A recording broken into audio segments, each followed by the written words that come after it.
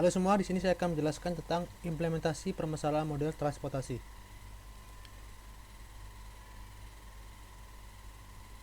Model transportasi adalah suatu model matematika untuk menentukan sebuah rencana transportasi suatu jenis barang dari sejumlah sumber ke sejumlah tujuan.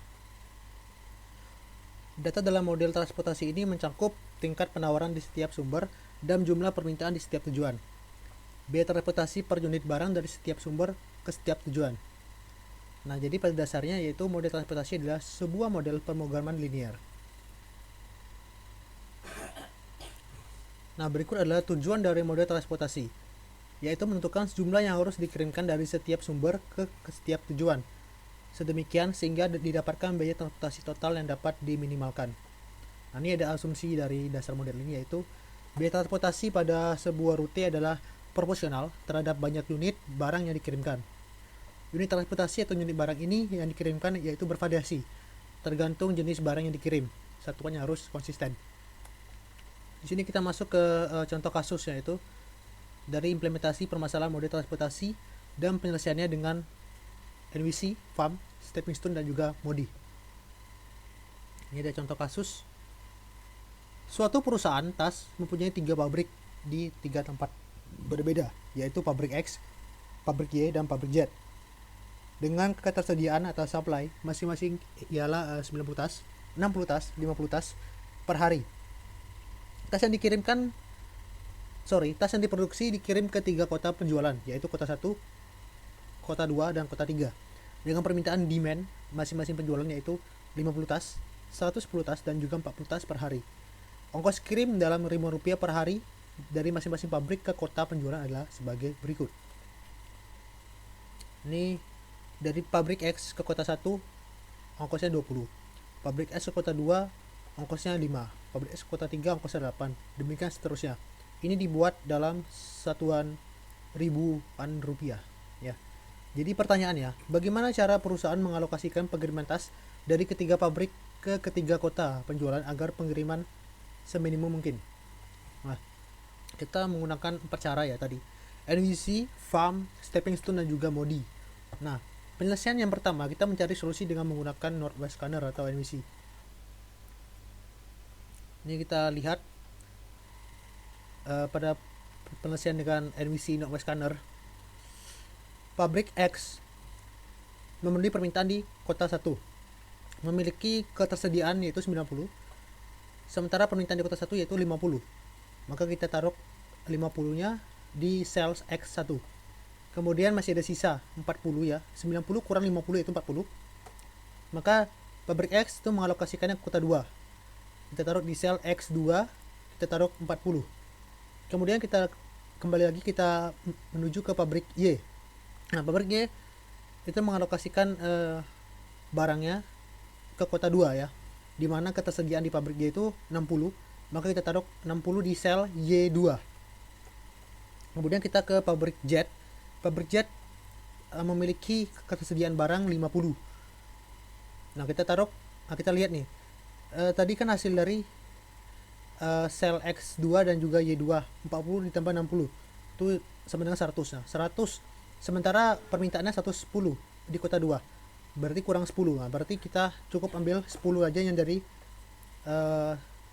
pabrik Z ini ya, barangnya 10 barang. Nah, maka masih ada sisa 40 kita alokasikan ke kota 3, jadi 40, jadi habis nih. Jadi didapatkan pola seperti berikut. Nah, dapat kita simpulkan biaya pengirimannya itu 50 dikali 20 ditambah 40 dikali 5 ditambah 60 dikali 20 ditambah 10 dikali 10 dan ditambah 40 dikali 19 menjadi 3.260. Nah, karena dalam ribuan rupiah, maka biaya pengirimannya menjadi 3.260.000 rupiah. Nah, sampai di sini ini belum merupakan biaya pengirimannya optimum. Masih ada lagi yang kita coba gitu.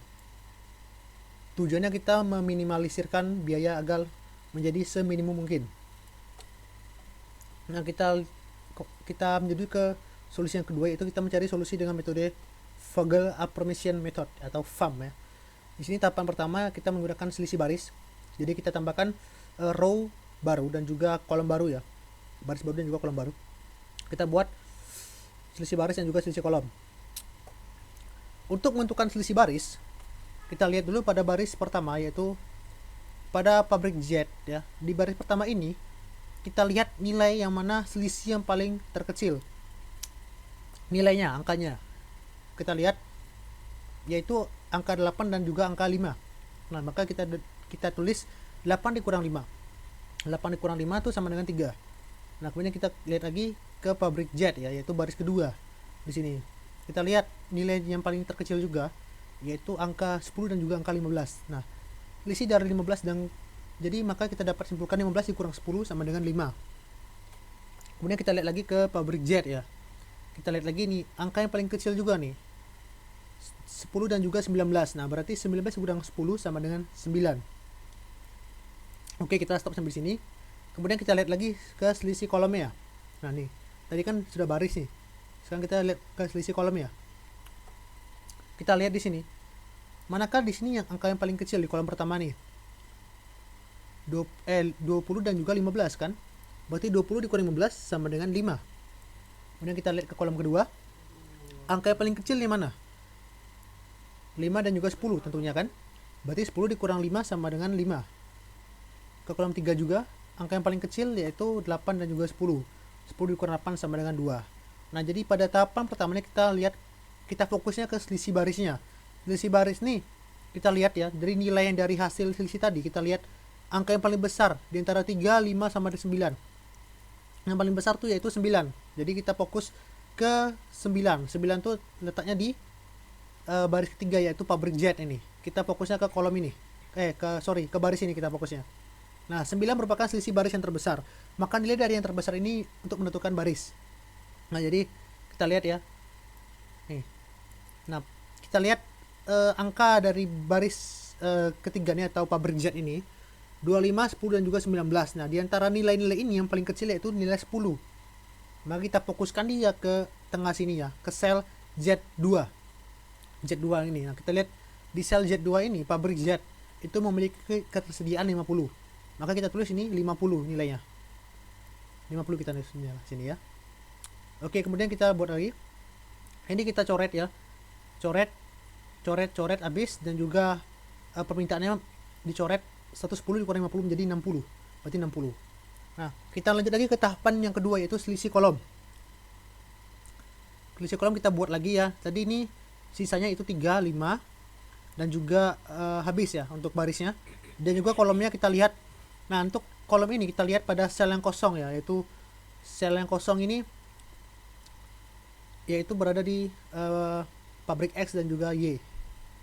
Ada 6 sel kosong. Nah, jadi 20 dikurang 15 sama dengan 5, 20 dikurang 5 sama dengan 15, dan juga 10 dikurang 8 sama dengan 2. Nah, di antara ke selisih kolom ini yang paling besar nilai itu 15. 15 nih letaknya di sini ya. 15. Oke, 15. Berarti di kolom kedua di sini. Nah, kita lihat yang paling kecil yang mana? Antara 5 sama 20 nilainya. 5 sama 20 yang paling kecil yaitu 5. Berarti kita fokusnya ke baris pertama ini. Baris pertama ini kita fokusnya. Baris pertama ya, yaitu letaknya di kolom kedua ini. Nah, ini kita ambil lagi 60 ya. Karena dia sisa dari tadi 60 ya. 60 kita taruh 60 sisanya. Kemudian 90 dikurang 60 sama dengan 30. Kita coret menjadi 30. Nah, jadi kita tentukan lagi selisih barisnya. Jadi dapat tadi selisih barisnya 20 dikurang 8 sama dengan 12. 15 dikurang 10 sama dengan 5. Ini juga selisih kolomnya 20 dikurang 15 sama dengan 5. Ini coret ya. Dan ini masih ada kosong. Lah 10 dikurang 8 sama dengan 2. Nah, jadi diantara ini baris mana sih yang paling besar, yaitu 12. 12 ini merupakan selisih baris yang terbesar. Maka nilai yang terbesar ini dapat menentukan baris. Nih, 12. 12 tuh di kolom yang ini ya, di kolom ini. 12. Nah, maka kita bisa lihat di sini teman-teman. Ini kita coret. Kita dapat hasilnya di sini ya 12. Ya 12 di sini. Jadi kita ngambil nilai dari yang paling kecil antara 20 dan juga 8. 20 dan juga 8 nih yaitu di nilai 8. Jadi kita fokusnya ke sel X3. Nah, kita lihat X3. Tadi sisa tuh 10. Berarti ini 30 permintaan dari pabrik X. 30 kita tulis 30. Kemudian 40 dikurang 30 sama dengan 10. Nah, ini seperti ini kira-kira. Terus kita coret yang sebelahnya kita coret. Jadi tinggal seperti ini. Nah, jadi kita bisa lihat nih, selisih barisnya tinggal 15 dikurang 10 sama dengan 5. Dan juga ini habis ya. Jadi sudah habis selisih barisnya. Nah, kita dapat kesimpulan hasil akhirnya seperti ini. Yaitu di sel X2 itu 60 nilainya. Kemudian sel X3 itu 30. Kemudian sel Y1 50, kemudian sel Y3 10 dan juga Z2 sama dengan 50. Didapatkan hasil akhir seperti ini. Maka didapatkan biaya pengirimannya itu 60 dikali 5 ditambah 30 dikali 8 ditambah 50 dikali 15 ditambah 10 dikali 10 ditambah 50 dikali 10 sama dengan 1.890. Nah, karena dalam ribuan rupiah maka biaya pengiriman menjadi 1.890.000 rupiah. Nah, nilai ini tentu saja lebih kecil ketimbang dari metode NWC tadi. Nah, tapi ini kita belum bisa simpulkan, ini hasil akhirnya. Kita lihat lagi dengan metode yang kedua lagi, yaitu stepping stone dan juga Modi. Nah, kita masuk ke mencari solusi dengan metode stepping stone atau batu loncatan ya. Setelah mencari solusi dari metode NWC tadi, NWC sebelumnya ya, kita cari solusi optimum menggunakan metode stepping stone ini. Nah, jadi ini hasil akhir dari metode NWC tadi ya. Ini polanya seperti ini. Nah, kita lihat metode stepping stone ya. Jadi metode stepping stone ini ibaratnya batu loncatan ya. Jadi kita fokusnya kepada sel kosong ya. Jadi dari sel kosong dulu dia mau bergerak. Nah, jadi sel kosong yaitu sel X3. Kita lihat nih yang kosongnya X3, Y1, Y3 sama dengan dan Z1 ya. Jadi kita fokus pertama itu sel X3. Kita lihat dia bergerak berlawanan atau searah jarum jam. Kita bisa bebas, tapi di sini saya menggunakan yang berlawanan arah jarum jam ya. Di sini untuk kasus ini. Nah, jadi positif negatif. Nah, jadi didapatkan hasil untuk S3 ini yaitu plus 8 dikurang 5, kemudian plus 10, kemudian dikurang 19. Nah, jadi hasilnya itu sama dengan min 6. Jadi dia seling-seling positif negatif. Ini kenapa saya nggak buat yang panah ini ke sel yang kedua yaitu Y2 ini. Karena jika saya buat anak panah ini ke sel Y2 dan dia ketemunya di sel Y3, tentu saja ini dia tidak boleh berbenturan seperti ini. Jadi sel kosong sama sel kosong itu nggak boleh saling ketemu. Jadi kita otomatis kita cari alternatif lain yang jalannya agar tidak ketemu dengan sel kosong. Jadi dia boleh dengan sel penuh sama sel penuh, tapi dia nggak boleh dengan sel kosong sama sel kosong gitu. Nah, kemudian kita lihat, kita kembali lagi ke sini ke sel yang kosong. Jadi sel X3 sudah ketemu negatif 6 nilainya. Kemudian kita lihat ke sel yang kosong lagi, yaitu sel Y1. Y1 kita mau bergerak kemana nih?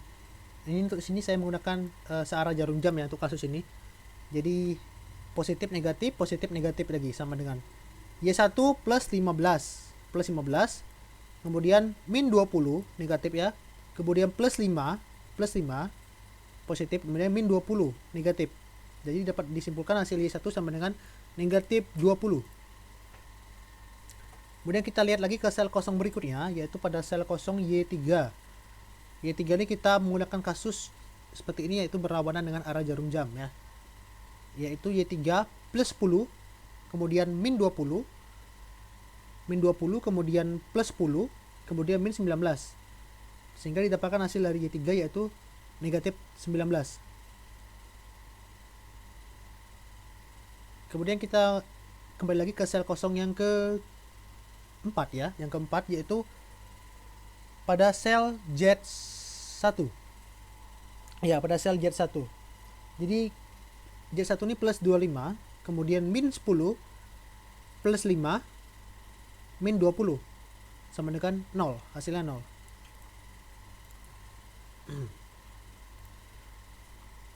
Oke.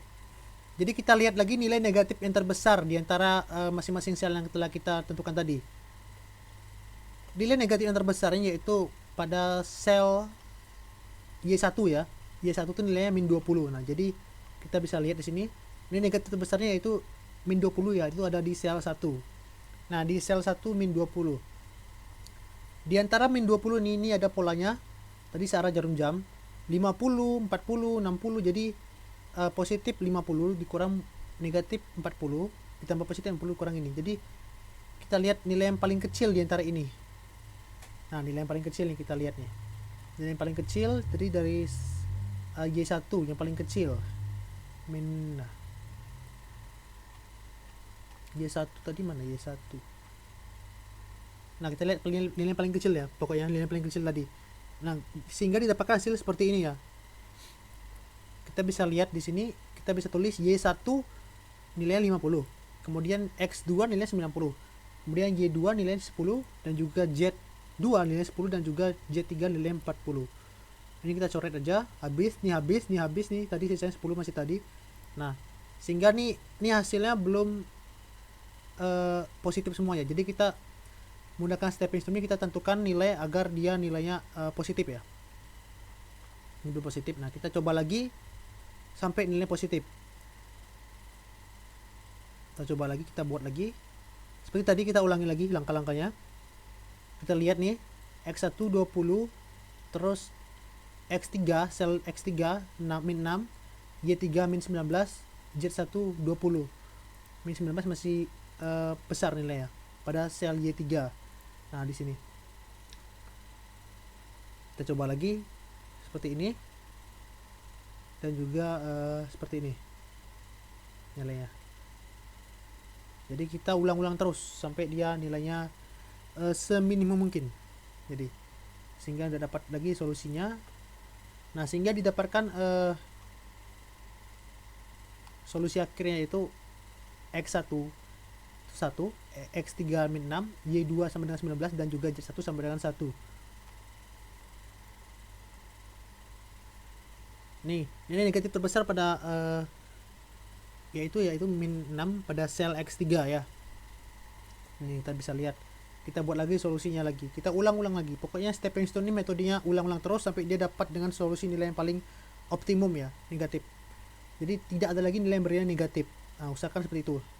Dia mau sampai 3 kali perulangan atau 4 kali perulangan, intinya jangan sampai ada nilai yang bernilai negatif.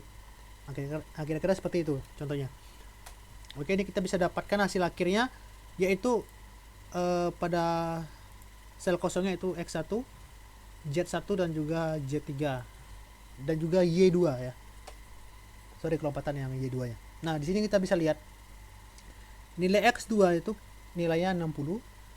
Kemudian sel X3 itu nilai 30, Y1 50, Y3 10 dan juga Z2 itu 50. Sehingga kita dapat hasilnya seperti berikut. X1 plus 20 dikurang 15 ditambah 10 dikurang 8 sama dengan 7. Y2 plus 20 dikurang 5 ditambah 8 dikurang 10 sama dengan 13. Z1 plus 25 dikurang 10 ditambah 5 dikurang 8 ditambah 10 dikurang 15 sama dengan 7. Z3 plus 19 dikurang 8 ditambah 5 dikurang 10 sama dengan 6. Jadi tidak ada nilai yang bernilai negatif. Maka bisa didapatkan solusi optimumnya. Nah, ini saya sampaikan tadi. Nah, jadi sampai sini kita dapatkan biaya optimal yaitu 60 dikali 5 ditambah 30 dikali 8 ditambah 50 dikali 15 ditambah 10 dikali 10 ditambah 50 dikali 10 sama dengan 1890. Maka dapat menjadi satuan rupiahnya itu menjadi 1890.000 rupiah. Sama seperti solusi dari FAM tadi ya. Nah, kemudian kita mencari lagi solusi dengan menggunakan metode MODI. Nah, ini kita pakai metode MODI ya. Ini kita menggunakan metode dari NBC tadi ya, tetap memakai pola yang sama dari NBC tadi, sama tadi yang dengan stepping stone tadi kita pakai pola dari NBC ya. Jadi adapun langkah-langkah menggunakan metode MODI ini yaitu sebagai berikut.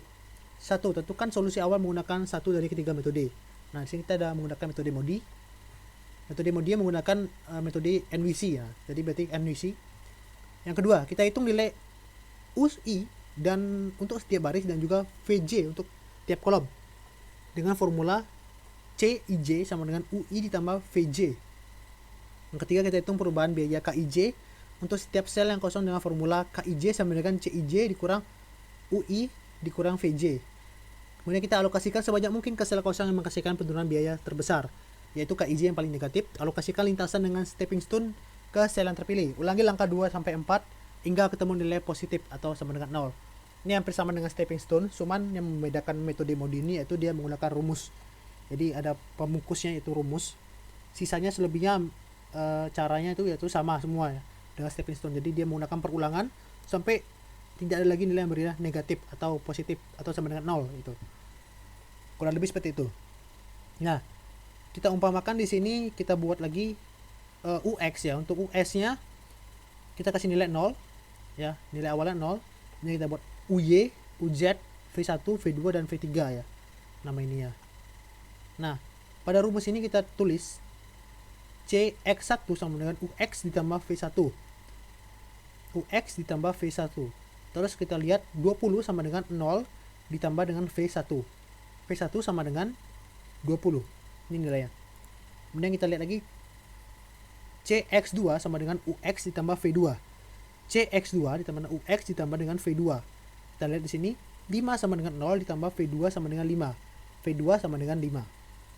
Kemudian CY2 sama dengan UY ditambah V2. 20 sama dengan UY ditambah 5. UY sama dengan 15. Kemudian CX2 sama dengan UZ ditambah V2. 10 sama dengan UZ ditambah 5. UZ ditambah dengan 5. Kemudian CZ3 sama dengan UZ ditambah V3. 19 sama dengan 5 ditambah V3. V3 sama dengan 14. Kita masuk ke bagian mengisi sel kosong. Untuk sel kosong ini yaitu X3 ya. X3, Y1, Y3 dan juga Z1. Nah, kemudian kita lihat di sini KX3 sama dengan CX3 dikurang UX dikurang V3. Nah, ini dapat dari mana? Ini dapat dari langkah yang ketiga tadi. Ini rumusnya. Kalau yang tadi itu kita menggunakan langkah yang kedua ya. Ini sudah saya jelaskan tadi. Nah, ini kita masuk ke langkah yang ketiga. Jadi nilai dari KX3 ini sama dengan 6, negatif 6 maksudnya. Kemudian kita lihat di KY1 sama dengan CY1 dikurang UY dikurang V1. KY1 sama dengan negatif 20. Kemudian kita lihat KY3. KY3 sama dengan CY3 dikurang UY dikurang V3. KY3 sama dengan negatif 19. Kemudian kita lihat lagi ke KZ1 sama dengan CZ1 dikurang UZ dikurang V1. KZ1 sama dengan 0. Nah, ini didapatkan langkah ketiga seperti berikut ya, sebagai yang telah saya jelaskan barusan nih. Jadi nilai negatif yang terbesar yaitu min 20 terdapat pada KY1. Ini yang paling besar ya di antara ke semua ini. Nah, begitu juga seterusnya. Jadi setelah diulangi langkah 2 4 maka didapatkan hasil dari solusi modi seperti berikut ya. Jadi kita ulangi lagi sampai dia nilainya positif atau tidak negatif gitu. Nah, ini juga saya jabarkan nih bakalan panjang sekali. Jadi saya langsung ambil aja kesimpulan seperti berikut nih hasilnya. Ini bisa dilihat pada sel X2 kita dapat nilai 60, kemudian pada sel X3 kita dapat nilai 30, kemudian sel Y1 kita dapat nilai 50, kemudian Y3 10 dan juga Z2 sama dengan 50. Maka biaya optimalnya sebagai berikut. 60 kali 5 ditambah 30 kali 8 ditambah 50 kali 15 ditambah 10 kali 10 ditambah 50 kali 10. Nah, sama dengan 1890. Nah, maka jika dirupiahkan dalam satuan ribuan rupiah menjadi 1.890.000 rupiah. Nah, jadi kita dapat nih kesimpulan ini. Mau dikerjakan dengan metode farm, stepping stone dan juga modi itu sama-sama memberikan nilai yang optimal yaitu 1890. Jadi nilai yang paling optimal itu yaitu menggunakan 3 metode itu. Nah, jadi menurut saya itu nilai dari ketiga metode yang paling optimal ini, yang paling minimum ini di antara farm, stepping stone dan juga modi, yang paling gampang tuh yaitu menggunakan metode farm sebenarnya. Nah, cuman ada lagi lebih gampang lagi daripada farm itu NWC atau Northwest Scanner. Nah, cuman NWC ini dinilai kurang efektif terhadap perusahaan karena dia merupakan hasil akhirnya bukan nilai optimum. Ternyata ada lagi yang lebih optimum daripada nilainya dia dari hasil akhirnya gitu. Jadi kurang optimum lah bisa dibilang. Walaupun cara dari menggunakan metode NWC ini terbilang gampang ya, karena tidak butuh matematis yang lebih daripada NWC ini. Jadi kita hanya butuh logika saja. maka ya didapatnya hasilnya jauh selisihnya, hampir 2 kali lipat tadi kan, 3.260. Kita tadi 1.890 tadi. Nah, jadi masih ada yang lebih murah lagi daripada ini. Jadi kalau kita pakai NBC ya otomatis rugi lah kita ya, gitu. Jadi ya itu kurang lebihnya. Jadi cara yang paling gampang yaitu NBC dan juga FAM. Itu NBC dan FAM itu menggunakan cara dasar dari penyelesaian metode transportasi ini. Nah, untuk stepping stone dan juga modi itu yaitu penyelesaiannya aja, atau alternatifnya gitulah. Kalau enggak kalau kita pengen ngecek lagi, nanti kita pakai stepping stone lagi yang lebih kompleks gitu. Nah, mungkin itu saja yang dapat saya sampaikan pada implementasi permasalahan model transportasi ini. Jika ada salah saya mohon maaf. Ya, saya akhiri, sampai jumpa di video kita selanjutnya.